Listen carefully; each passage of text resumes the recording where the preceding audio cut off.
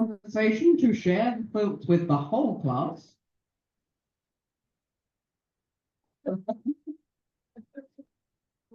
So, I'm Claire Brialey. I'm shortly going to let the other panelists introduce themselves, but I wanted to set the scene about why we're here and what we're doing. I mean, not why we're here as in the way that we'll take the rest of the convention, but we're having this panel and this whole process about picking a fanzine of honor because I was really impressed by what the potlatch conventions in the US used to do with their book of honor. And again, my fellow panelists will both know more about this more frequently than I do. But the idea with that, often, and with this wasn't meant to be about picking the best fanzine of all time or doing retro fan awards or anything like that. But we wanted to take people's views on what would be a good fanzine for us all to talk about together, whether it was because people had read it before and thought it was great and thought other people should read it too, or whether they always fancied reading it but had never got round to it and needed an excuse, or just because, you know, they read some once, wanted to see how it would stand up and were interested. I admit I had a slight bias in the hope that we would come up with a British fanzine in the end, but the people have spoken. What happened a few years ago at Corfu 3 years ago in Vancouver is that we had a similar idea about doing something like this, and the idea sort of evolved so that in the end, there was a panel of enthusiasts contending for their own pick for what the fanzine of honor should be, and the audience just voted at the end of that. But this time we thought, no, let's not do something like that when we can overcomplicate it. So we invited nominations, and 7 fans among the Corfu membership nominated 13 fanzines in total, and 15 fans, including some, but not all of those who nominated, because, you know, you don't want to do too much work. Cast votes, that was about a fifth of the membership by the time that we were voting. And we came up with a fanzine of honor in what was a very close result. Don't know whether in future years other Corfus will choose to do a similar thing. They might not, that's up to them. But I hope some of you have had a chance to read at least some of our fanzine of honor. And I'll be inviting contributions from the audience too when I've shut up and let the other guys have a chance to say something. And because of our online and potential catch-up audience, I'm going to ask anyone who does want to say anything from the audience to wave a hand, and someone will bring you a roving microphone. Indeed, if there's time, I'd encourage some very quick words at the end about any of the other fans.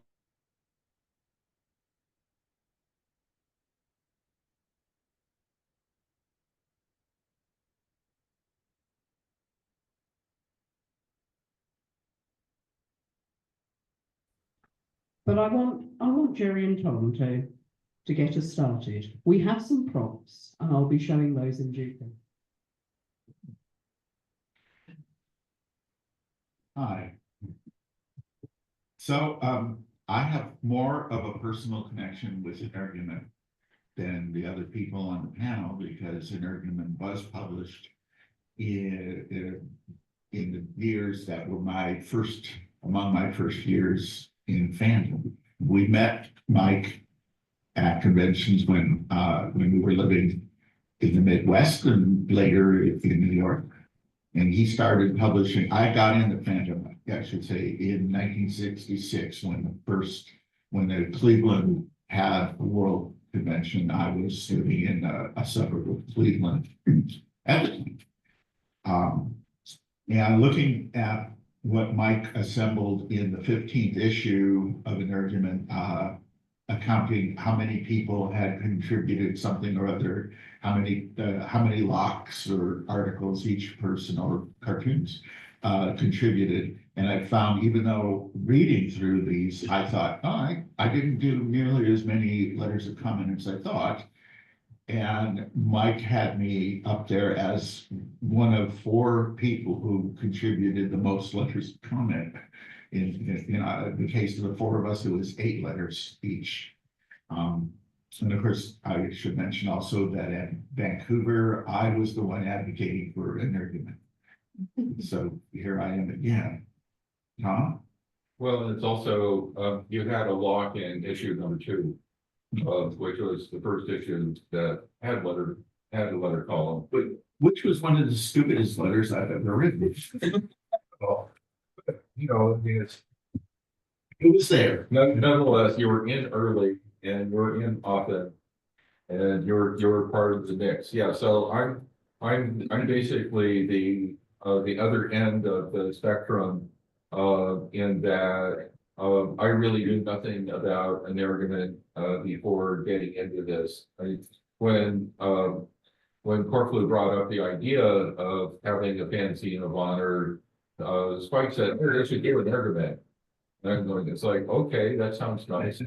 And when it actually came time to vote on selections, I read everything that I possibly could. And so, I really, did due diligence and like read through everything that I could possibly get a hold of. And I was delighted by Energumen. It just was so lively, and just really had a personality to it. Came from a group of people that had personalities, and it had interesting things to say. And there were some other zines that I also, that were on the list that I also really liked a lot, but Energumen did actually come out, first on my list. That having been said, when it actually won and it was time to comment on it, with the idea that we were going to discuss it, I realized that I still had very little clue about what was in it. And so what I did, kind of as my way of climbing Mount Energumen, was a little bit at the time, and so I put together an index, which is available in the Discord, and it's also now been posted on fanac.org and fanzines.com. So you can find, if you really want a printed copy, bug me, but there's electronic copies are available. And I got more familiar with just kind of who was in it and what were they writing about, and then was able to kind of work my way in and actually, like, I should write some locks on it. And so, and if you've got my fanzine, it has my locks to and everything, basically. And I don't claim to be anything more than locks. I mean, they are just, reactions.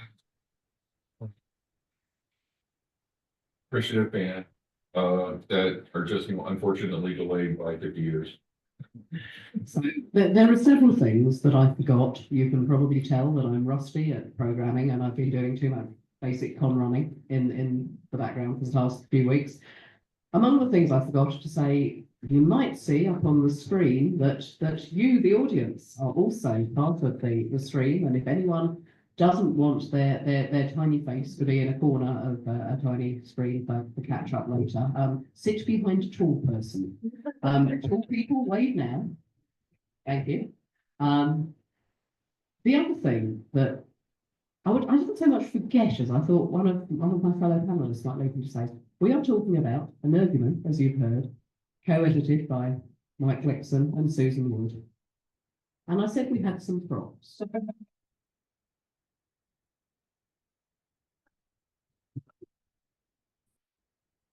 Now, Skell or Mark might correct me on the details here, but I understand that these are Mike's personal copies that he had 2 sets bound. These contain issues 1 to 15, so not the final later wrap-up issue. I think Skell has understandably kept one in his own possession, and the other one is here, and in the right circumstances, could be yours. Just in that format, it's a thing of beauty. I hadn't read any of the issues in full before this process either, and I enjoyed a lot of it. I found it fascinating. I want to read it again properly, and like Tom, I wanted to engage and write letters of comment, and it made me think that when all this is over, I will stop being such a bad fan and try to write more letters of comment to more fanzines now, so I don't have that feeling of missed and regretted it all after that. There were a few things that I found, I don't know, surprising of their time, or just where I'd missed the point, and it's not quite the sort of way I like to engage with fandom. But there was such a lot going on, and there was such an overwhelming response to it. So one of the things I wanted to ask the other two panelists here is, do you feel, was it representative of its time? Was it exceptional or outstanding as a fanzine at the time? Were there just more fanzines doing amazing things like this? Or is this the reason why we've had 2 fanzine of honour votes at Corfu and Energumen has won both times? I'd love to, I'm looking for something that I wanted to read, and it was from issue 15, the official final episode. Don't come in episodes, do they?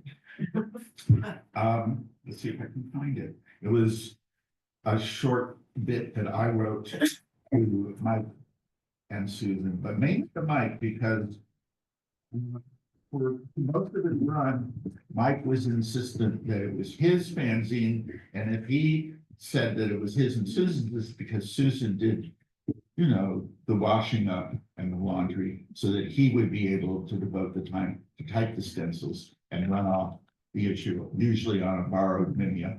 My damn fanzine, really. Yes. No, there were a lot of letters on this last issue, and he had always planned to, he said late in the run that he had planned to end the fanzine at some point, because he felt like he had, you know, he got it right. So now he could go on and do something else. It's so many people here, right? Energumen will be missed. I can put it in no plainer words than that. In some other more reasonable world in which well-informed people read all the entries before voting, you would have on your mantle some statue or other, and in some newsy, your name would lead all the rest. In this world, you will just have to take my word for it. You have the best fanzine of the current era. Energumen will be the standard and the example of the best that was done in the last 5 years. For verbal and visual, for serious and light, for trivial and meaningful. Altogether in one place, we will turn to these old pre-yellowed Energumen in years to come and say to ourselves in hushed, small voices, it was pretty good, yes, but why was Kaufman always carrying on so maudlinly about it? I liked it. It was nominated several times for Hugo's, and if I recall correctly, it won one. And it was I think it was very influential in its time. And if people were to reread it now, it might have some influence, but I think that era, the whole era of fanzines, from my perspective, we are fading out, but that is a subject for a different panel. Tom, you take it from here. Yeah, so I'm going to quote Mike Blitzen. This is also from issue number 15, and I think he just, you know, sums it up. I was fortunate indeed to be able to introduce to the general world of science fiction fanzines 5 people then comparatively unknown to fandom at large: Alicia Austin, Derek Carter, Angus Taylor, Rosemary Olyat, and Susan Wood. Had all had previous contact with various fringe areas of fandom, but through Energumen, they received their first consistent exposure to fandom. And Susan Wood went on to win 3 Hugo Awards for Best Fan Writer. Alicia Austin won a Hugo for Best Fan Artist, and later won a World Fantasy Award for Best Artist as a professional. There's a piece by Angus Taylor on Philip K. Dick that has been reprinted. And, I mean, it's just, I think, everybody basically, went on to have good careers, but, some of them absolutely stellar, vanished careers.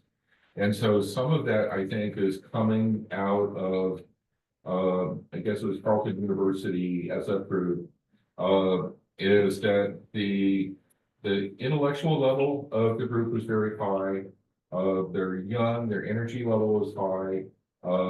They liked each other, they hung out together, they went to cons together. You could see that, there was like, great communication and friendship between them. And reading Rosemary's stories about the group doing things, okay, it was great, okay, and so there were those aspects to it. If you look at the printed copies there, the quality of the artwork and the quality of printing the artwork and the printing in the Nimio is very high. Now there were other zines at the time, like Trumpet, Trumpet, that had just like ridiculously high production quality. Okay, but they looked like a professional magazine, with just exquisite professional layout, the sort of thing that Pete Young would do now. And but the thing is it didn't come across as having that kind of fanish essence to it, where I think Energumen was just kind of like at that sweet spot of where it's Spanish, it was approachable, but it was also Circon, and it also just looked really good and had really good art in it. Okay, and so it was kind of just like at the just right point.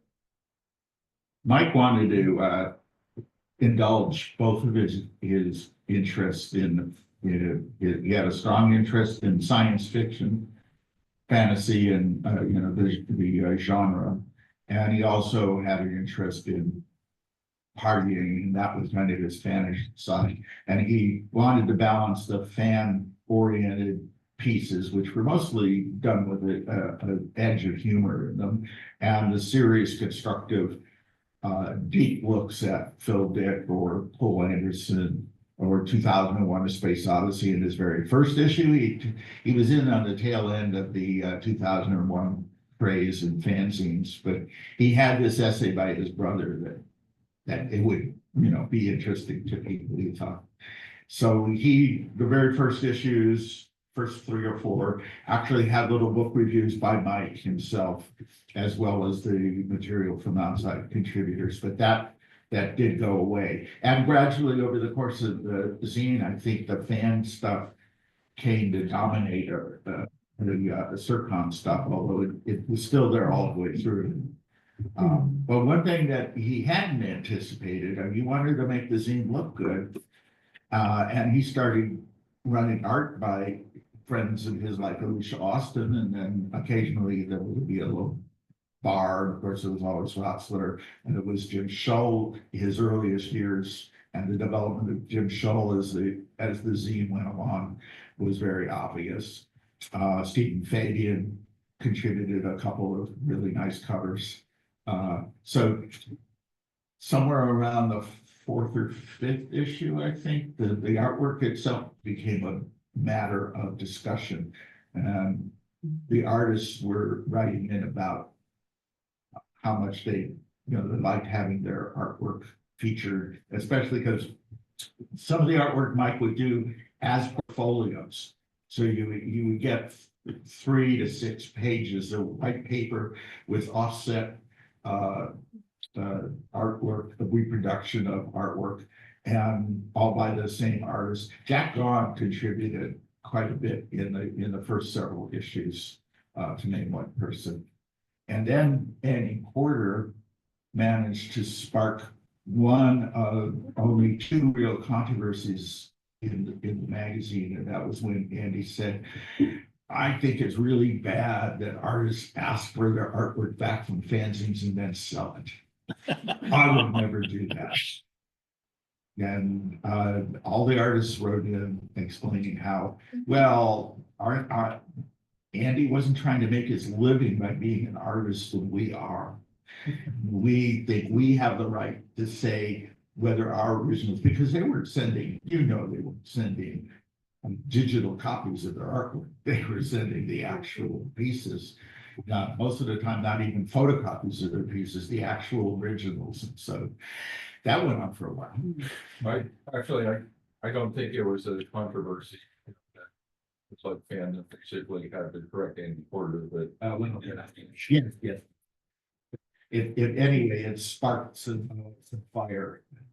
No, I was very interested in what you said, Jerry, about the tone and the content and sort of editorial direction. Because, I mean, as many of you know, I'm a very serious fan myself. And Yes, as Lester Del Rey once said to me, you're Sir Khan about being finished. yeah. And I think, although there was a blend of writing about fan activity and about SF and really good writing about art as well as a lot of good art as well. And very topically again this year, poetry and writing about it, in fact. And there was a sense that, I think as Tom said, it was intellectually high quality. They were being very thoughtful and serious about things. Although even when they were being serious, they were having fun, whether it was because they were writing about Energumen, because they were engaging with what other people had said. And in that respect, that didn't feel argumentative. That felt like a really good conversation. And I think it didn't take very long before the letter column also felt very strongly like a really good conversation. Even though I actually thought early on they'd had loads of letters and loads had to be edited down to cut it out. And Mike was saying, I hope no one feels that I've misrepresented them. And, it read like a very well edited, very erudite set of letters. But I found myself missing all of the kind of the personal details and the jokes and so on that he said he'd edited out of people's letters because, he enjoyed getting those letters and that was fine. But again, you could have shared those with the whole class. But there wasn't space. It's a hefty fanzine very often time. But what I thought was really interesting is that it is about SF and about fandom. Nowadays, I think maybe just to keep going what we're doing and to reflect that we're all complex people, we tend to print things in fanzines and all the other places where we find fan writing about anything that interests a fan enough for them to be interesting to other people about it. That will be fine. I would like to read that. I might like to publish that. Whereas Mike was very clear early on. Once he and Susan were married, she he could let her write a bit more, but she wanted to write about serious non-fanish topics, about activism and about ecology and so on. And she did that in, I think it was maybe issue 4. But he said, it's just this once, and I'm not really going to take letters on that. There are lots of things we're interested in. I've got my own views, but this is a fanzine. It's within the community. That's what we're going to be talking about. And my God, there was a lot to say on that, and there was a great deal that was covered there. But it would have been very different had it been expanded to everything they could have talked about at the time. And I don't think it would have felt so focused. It would still have been serious, but nonetheless, I was then kind of blown away by issues 6 and 7, which came out within a couple of months of one another and were deliberately split, so that one was the Circon issue and one was the Famine, and people's letters to them, at least those that covered both at the time, were letters on the previous one were split into those topics. And I still don't know, and I still couldn't tell from reading it. Was this a genuine experiment? Was Mike and Mike and Susan thinking, well, we'll see what people say. If they really want this sort of split rather than the blend we've been doing, we could change what we're doing despite what we want to do. I can't really believe that. And I thought both issues were very good and both stood up very well, but I certainly came away thinking, no, the ones where you've got a bit of both, surely that's what you want in a genzine, that's the point. But it was quite an elaborate way to prove a point, if that was all what they were doing. So maybe they did just have the energy to go, let's do it and find out.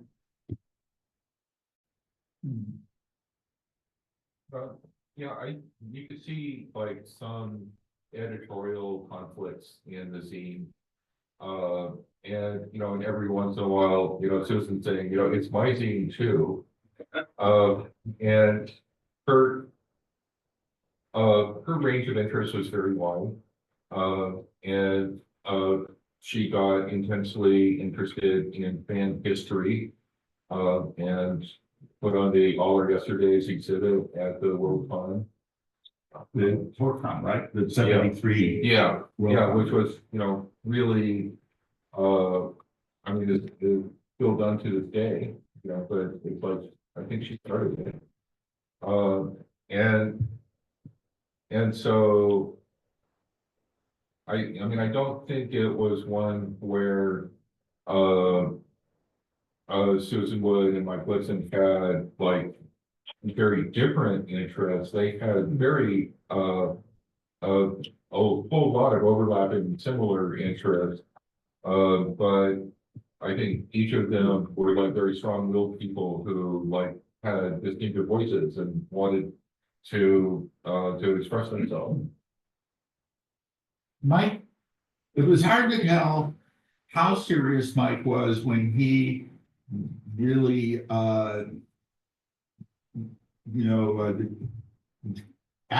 wrote misogynist about women's place in, at least that one woman's place in his life, not necessarily barefoot and definitely not pregnant, but in the kitchen a lot. I'm glad you said that, because that inevitably now struck me as slightly jarring, and I thought maybe this is a hilarious joke for everyone at the time who knew them, but I didn't know that.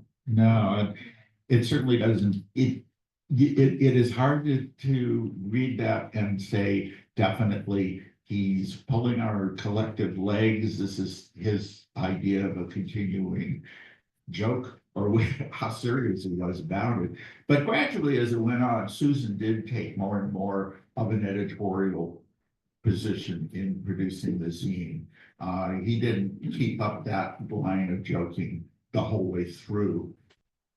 He kept it up long enough to be a little uncomfortable for us. But Susan, besides writing in my 2 cents worth about issues like feminism, which she did in the one column, she also wrote a very detailed 2-part essay about the place of women in Marvel Comics at the time, in the 70s and before.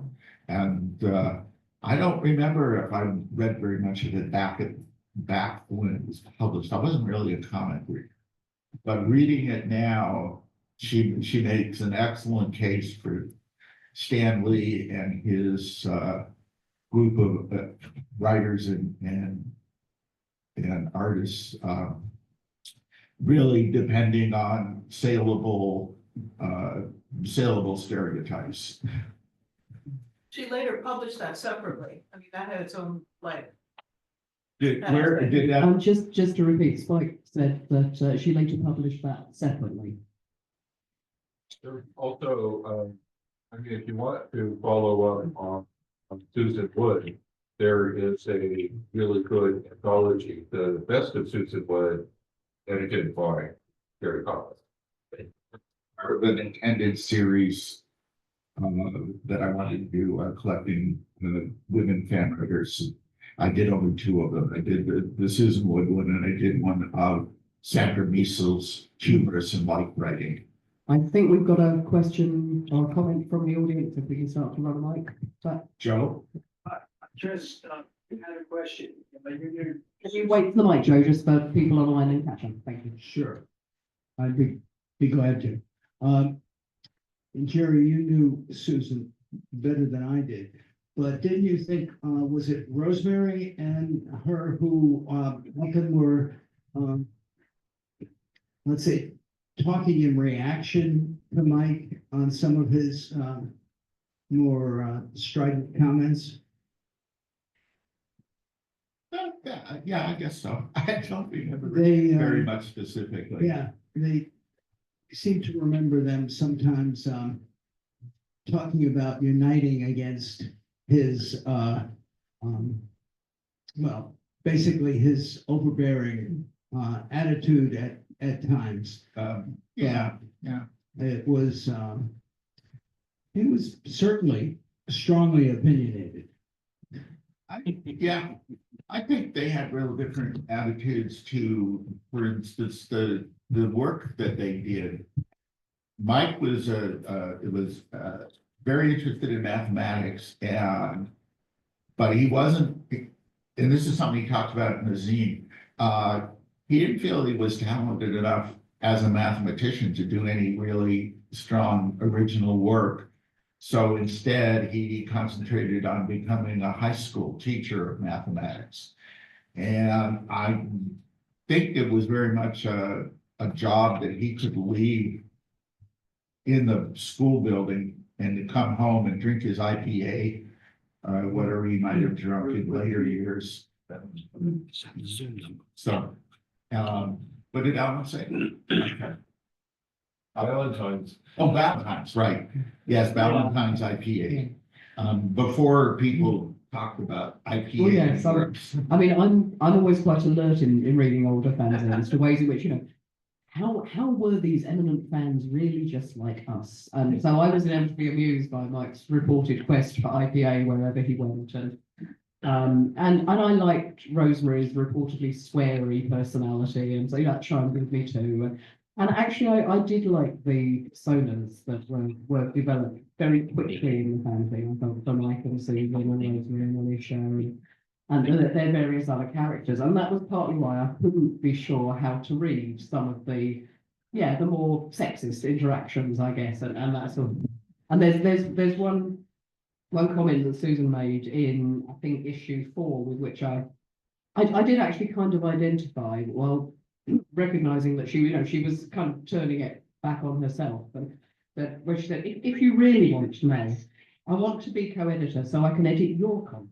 All the fandom thinks I do nothing but wail all the time. And you can see as the fanzine goes on that Susan herself and Rosemary and so on do whenever someone is uttering something, Susan is quite often said to wail or so on. And I think I can kind of identify with that as well. And absolutely it felt like recapturing it. This is how I'm going to present. I'm so put upon, you are maddening, I'm going to do this. As well as all the other sort of persona type parts of this. So, but then I would add, in opposition to my Susan was really dedicated to literature, to her Canadian thesis about the place of land. Yeah, that's right. And poetry, and science fiction that had a higher ambitions.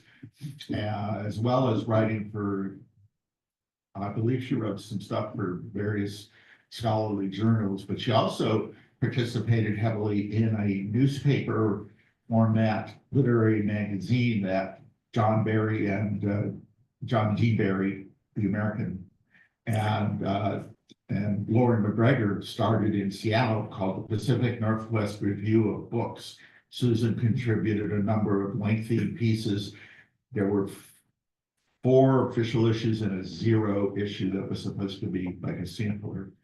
I was involved with that too, but I was the subscription manager. I think we had 20 or 30 subscriptions, a little bit of newsstand coverage. The zine, it didn't really take off, but Susan really worked hard on contributing to it. Yeah, and she did fanzine reviews for Amazing. Right. She notably had a student in her science fiction class who named Bill Gibson, who thought he was going to just not have to work through the class, but she made him write stories and then submit them to markets, and those are for sale. Better known now as William Gibson. In fact, if you tell somebody, I knew Bill Gibson, they'll say, who?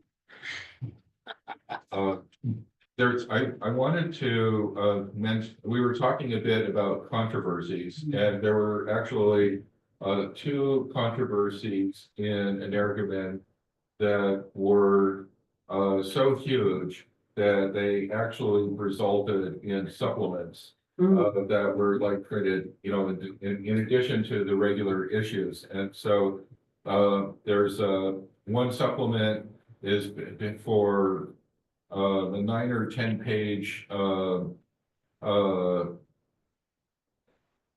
some sort of argument between Ted Pauls and Ted White. And then this was followed up 2 issues later by an artistic controversy is in the supplement to issue 9 between Jay Kinney and Bill Rotzler, which I think might possibly be ironic. Yeah, I mean, it does at least seem superficially to be funny as hell. But yeah, I'm glad you mentioned the controversies, Tom, because yeah, in the case of the first supplement, again, I was slightly dislocated in fan history. I wasn't really picking up on, you know, who were all of the movers and shakers of fandom at the time. And I've never really got on with Vanished Cubes. I'm far too much of a sort of wishy-washy, namby-pamby person myself, but Energumen didn't take sides. And it was clearly, you know, not just a sense that there were differences of opinions and different perspectives on how to be a fan, there were factions. It really came across. And Energumen didn't take sides and therefore printed articles and letters from, you know, anyone who had relevant opinions. But it seemed that meant that they were posting some degree of sort of, you know, letters and articles with personal animus rather than just we disagree on the way to do fandom, and also a sense of, well, the other side started it though by criticizing us first, and that's, you know, it felt that it was at the heart of what was going on in fandom at the time, but in a way that made me think, oh, I'm kind of sorry that that's what's built out. And it was not a major part of the fanzine, but some of the movers and shakers concerned were people who were very articulate and very prolific and into everything, and that felt to me a bit jarring. But I have to admit at this point, I have not finished reading the final couple of issues, so I don't know how that also followed through, and whether the tone, the content about, you know, whether those particular issues blew out, or whether editorially there was a sense of, no, we're not quite giving people the opportunity to fight from opposing camp. I don't think, no, Mike was very insistent that he did not want controversy. There were several other fanzines around at the time that would print letters from relatively young pros who were maybe showing off some ego. But in the case of this specific Ted White, Ted Pauls thing, it seemed to have been attitudes about who was winning fan Hugos, especially the fanzine Hugo, which had been around for, you know, fairly long time, but the fan writer and fan artist Hugos had only been started in '67 with Ted White and the Fanta class who ran that WorldCon.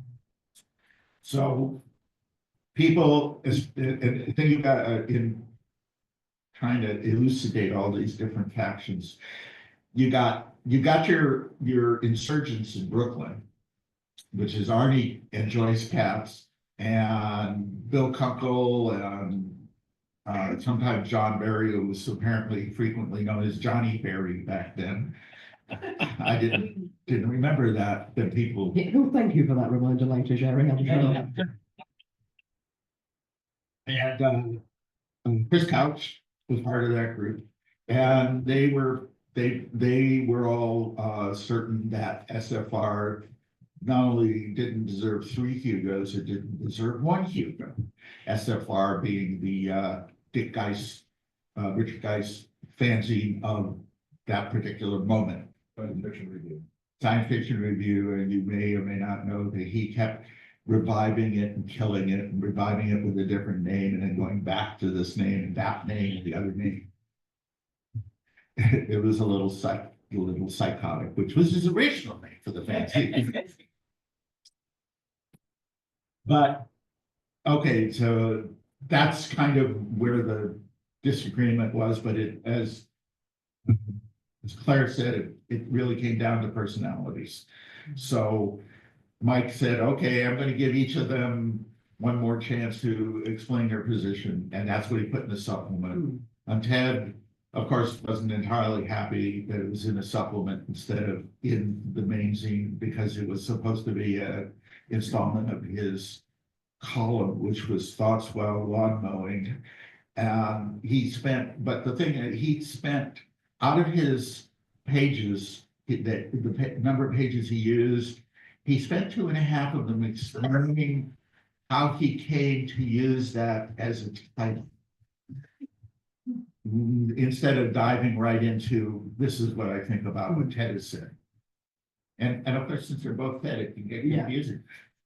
But yeah, I mean, I was impressed by how quickly Energumen seemed to build up a regular selection of columnists. I mean, there really were some amazing writers and artists being featured almost from the beginning. But and I guess people were thinking, you know, they're publishing often, they're doing great stuff. I want to be part of that. And you know, there was a very zeitgeisty feel around it to me. But this was why I asked earlier, you know, was it just all like that then? And it was right. Alas, no, says Susan quietly. The second row. I mean, there were a couple of things I wanted to read about each of the editor's views on balance, but I wanted to let Jerry and Tom comment or read anything else they wanted. But while we're here, and you know, we've had at least 2/3 of the panel go. I wanted to see if at this stage there was anything that anyone in the audience wanted to comment or contribute from their recent reading, from their experience further long ago, or rereading now. You know, I don't know how many of you are recently as well as previously familiar with the fanzine. And I do say, you know, in your copious free time after this, if you've not had the chance to read some, do give it a go, and if you can, read it all the way through. Jerry has a hand up. Jerry has a hand up. And And Tommy has put a mic into the hand.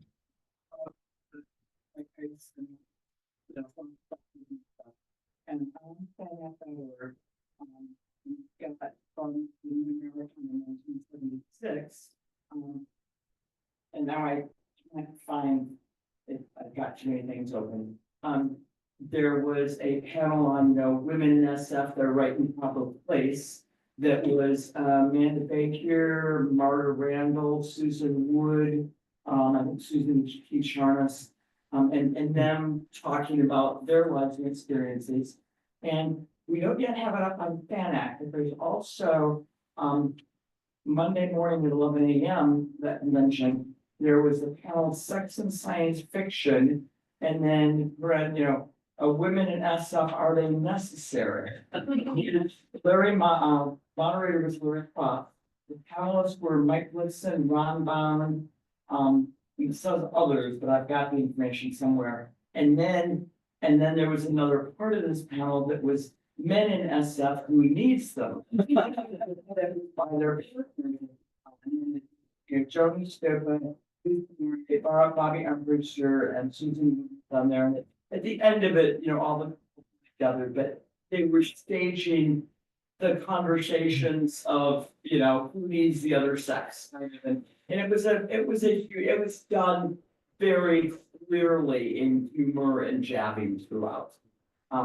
The first one that was all women that is online is more serious about the kinds of sexism and the kinds of, how they were, how women were treated professionally at this time, and what they were trying to do to overcome some of that.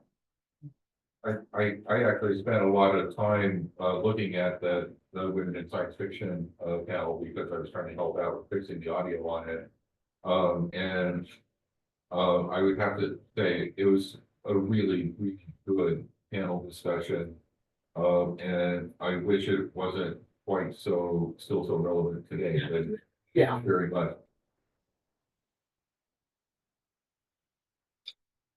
Well, I didn't have time to do more. I too did not make it through the entire run. I didn't get all the way through 15. I got up into the letter column, and then I didn't get to 16 at all. And I would have liked to, because 16 was done 8 years after the 15th issue, and it was, I think it this is from memory, so I don't know how accurate this is, but I think it was something of a way of collecting tributes to Susan. Mike and Susan separated and got divorced. They were separated by the time they were guest of honor at the World Con in Australia in 1975. And they went their separate ways. Mike eventually married another woman named Susan, who was a good friend. I know the Skeltons were good friends with her. And Susan went through several partnerships, including our old friend Eli Cohen before, yes, Susan? He moved to professor at BBC. Yeah. Oh, Nobody heard that. So Yeah. if there's something to say, say. what, I'm sorry, Susan, what? Well, I didn't mention where she moved. That's true. She moved first to Regina, Saskatchewan, where I believe she had a teaching position. And then she moved to the university, to Vancouver, BC, where she had a teaching position at University of British Columbia. And we saw, and still with Eli at that time. But she passed away. This is the memory. I don't have the memory of exactly when things happened, so I can't say how long after she passed that Mike published that final issue. And then I neither. Go ahead.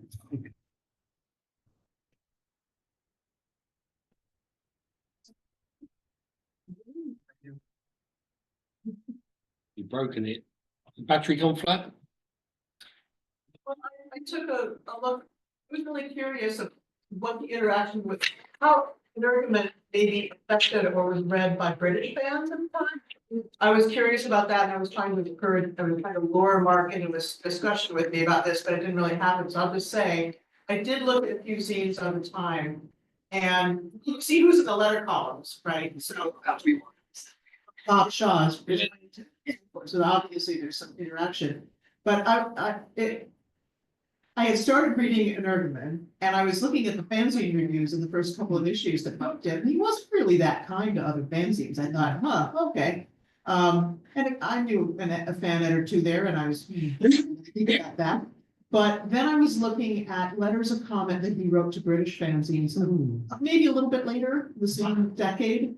And they're so beautifully written, and so, this is your first issue, and he says, oh, I like this about, it's just so kind and diplomatic and what you could do and suggestions. Where's that, Mike Blixen?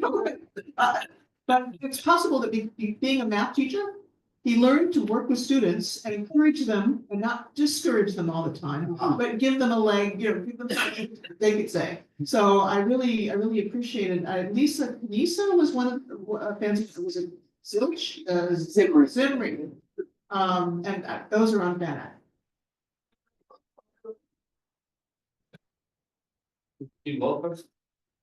Okay, I would just follow on from Spike's point about his notes to British fanzines. He wrote some lovely notes to me in the Naya, but on the I suppose there's stuff of the fanzine with a fairly high bar of achievement because I was fairly obsessed about it. But he was a brilliant writer in any case. The fact that he absolutely loved Bob Shaw's work, and Bob liked Bear enough to have his work published by me was a credible plus. So I was going to be fond of Mike, whatever happened. As Tommy brings them up, start right, in case anyone didn't catch the very beginning of what Spike was saying, because she'd been looking at the interactions between Energumen and the British band, given that we're here. Rob didn't mention that Mike actually was a columnist for him with, you know, a column called Winds Like a Variable. Yes. But going back to what Spike was saying about the way that the later Mike was very good at encouraging, you know, newcomers to the field, I can testify to this myself. My earliest fanzines are a source of continuous embarrassment to me because they really were pretty damn dreadful. But I stumbled across British fandom just before the 1987 World Cup, and just before the 87 World Cup, Mike came over from Canada to attend the World Cup, and I met him, and, you know, was rather taken aback to find this sort of extremely hairy, extremely behatted sort of, you know, person with a weird accent, but, you know, he was somebody who seemed interested in fanzines, so I gave him one of mine, and he sent me a letter of comment, which managed to thread the line between acknowledging how bad my fanzine was, but at the same time encouraging me to learn better and to keep on with it. And at the time, you know, this was an incredibly important letter to me because, you know, I learned by the time it arrived that Mike Dixon was, you know, a person who was very well respected in fandom, and that he should take the amount of time to pen such a carefully thought out letter to me, you know, meant an awful lot and had a lot to do with keeping me publishing, and to the extent that I'm sitting here now as well telling you the story of it.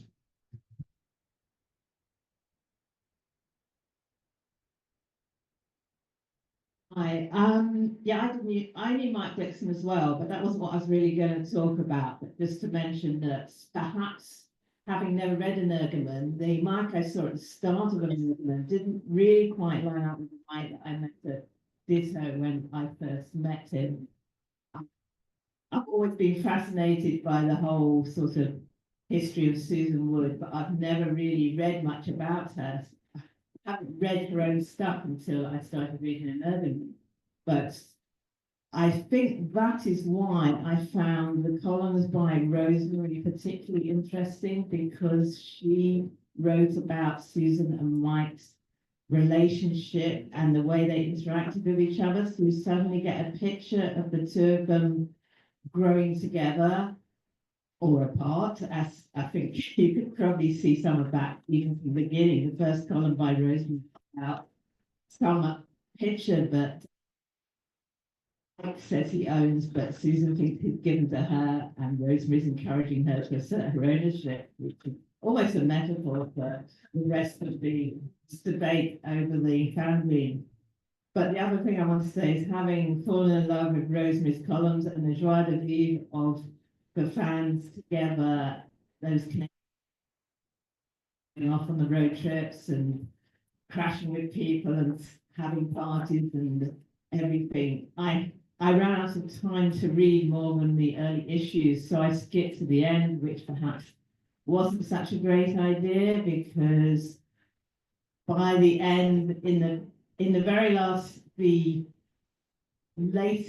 last issue, which was after the death of Susan, which wasn't so much, or at least Mike didn't want it to be a memorial issue. He wanted to be the issue that they would both publish. And then I read Rosemary's article, and it felt like she'd lost all that excitement about life. She didn't do the whole like conversations between everyone, because I guess she wasn't in that environment. So she was just talking about things that had been a bit sad in her own life. And I suppose that just shows you kind of lose some of that excitement, or you can lose some of that excitement from what you have as young fans compared to what happens to you later in life. I think that's a bit of a sad end to the fan, even though it developed in different ways. Here's a very accurate portrait of Mike. Yes, one of Derek Carter's. Are you on the Zoom to your screen, so folks online see stuff? Okay. I do. Very trying to screen with this board later. Christina, the later, the last few columns that Rosemary did were definitely less less detailed, less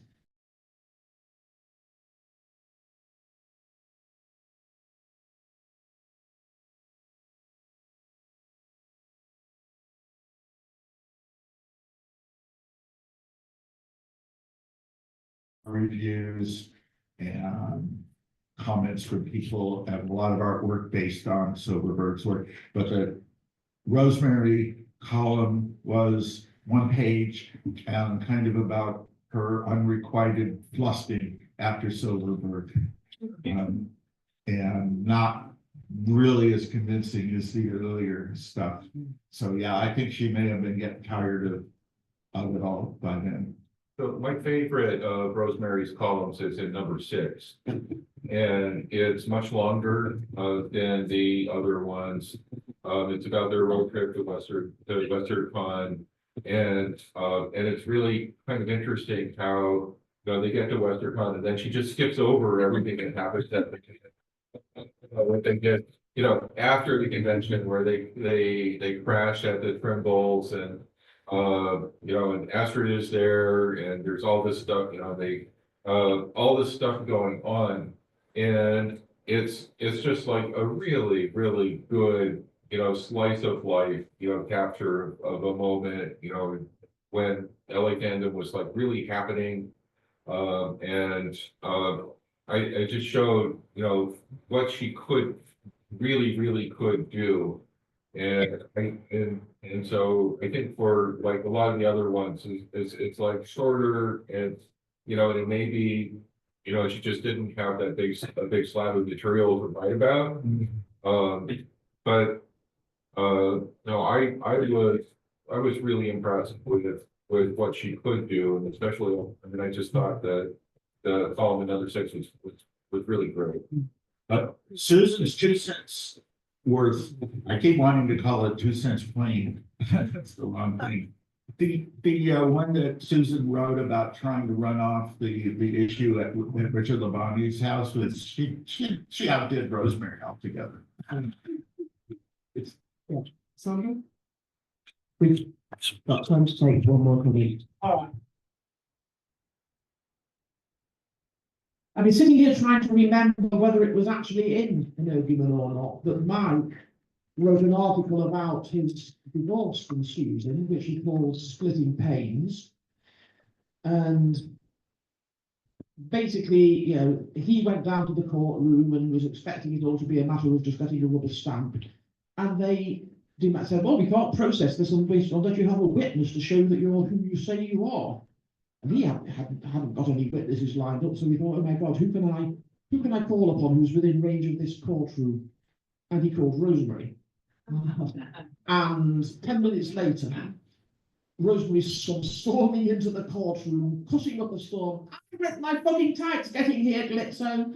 The dust was rising from all the premises in the courtroom as she sort of, basically came like a whirlwind. And that, even though I obviously never met her, that is one of the most best pen pictures of someone I've ever seen who just gets across what she was like so vibrantly. Not in their argument, definitely. It may have been in motor. I couldn't remember and failing. I did go on to publish a zine of his entirely of his own later called Xenium, and I saw there's an excellent Joan Hankey Woods portrait of Mike that was a cover of up, and in the back of the room you'll see Tony is holding it up. It's going to be on Just a little freezer. But I got it. It's really good portrait. Is he making at a Blockmaster Maybe I can see myself. just going to claim moderator's privilege to read a thing that Mike wrote in issue 8 after they had done the Circle and Vanish separate issues. I want to give Jerry and Tom the chance to wrap up as well, but this is my final thought on this, which I think ties in quite interestingly to the panel we started with about good fan writing and where you can find it now. And sort of summing up, you know, where he said, you know, his thoughts on fandom and Energumen. But basically, I'm a fandom fan, not fanish fan, fandom fan. I like fans, I like fanzines, producing, reading, and writing for them. I thoroughly enjoy convention, no matter how abysmally they may be organised or conducted. And I read and enjoy science fiction. But basically, at the entertainment level, I haven't the background or the type of mind to be a science fiction scholar. However, I admire those who do and will always be delighted to print critiques and analyses. I also read short book reviews and think they have a definite and important place in fanzines. But that place is not Energumen, which hasn't the space or the frequent schedule they require. And I'm also fascinated by fan history and good fanish writing, and there will always be a place for these in Energumen as well. Well, thank you. Among other things I'd like to conclude with are, hey, we didn't even talk about the really good, serious, constructive articles about books. We didn't talk about the entropy, about Arnie Katz's attempt at doing the Terry Carr thing with the entropy reprints, and an actual Terry Carr entropy reprint, which represents Mike's interest in fan history. Those were articles that talked about a specific person or a specific fanzine, and then included a reprint of that person's work or a representative piece from that fanzine, and help people in the 70s learn much more about the earlier people who published and wrote and did artwork for fanzines that were not very available because, of course, they're always such small print runs. And so much more we could have talked about. Yeah, I would say that the quality of the issues was uneven, but the reason why is because there were always a couple of real gems in every issue. So yes, Energumen, our fanzine of honour. Please keep talking and thinking about it. Those of you who've read it, consider finding some time to read it. Those of you who haven't, I'd like to think it would find its way back into some other conversations over the course of the weekend. That's a very good point, Rob. Tara Wayne, who died last year, undertook a project to collect and reprint and make available digitally all of the issues of Energumen. You can find them on efanzines.com in the way that Tara organised them and put them together, I think, including information about the original paper stock and so on, if people wanted to print them. And of course, you can find all of those issues and the supplements and so on Fanactic as well. And many other works by certainly by both Mike and by Susan, and perhaps by other contributors, albeit in other fanzines. There is a whole web of tendrils that could spread out from there if you want to follow those. You know, the camp back. So if you want to find something, you can use the Energumen index and then go into the PDF and just do a search for it. Thank you, Tom, for doing that, which is fascinating and valuable. And we could have done another whole panel instead of just the life of Energumen. We could have done the life and times and talked about the general fan act that was going on, the other fanzines that were prominent, the people who were doing different things like SFR, or like the focal, focal point, which was Speculation. I guess I would like to end with that. That was the thing that was the most stunning, kind of biggest realization that I had was just the incredible response to Energumen. Okay, was really indicative of just how vibrant and well-connected and active the fanzine community was at the time.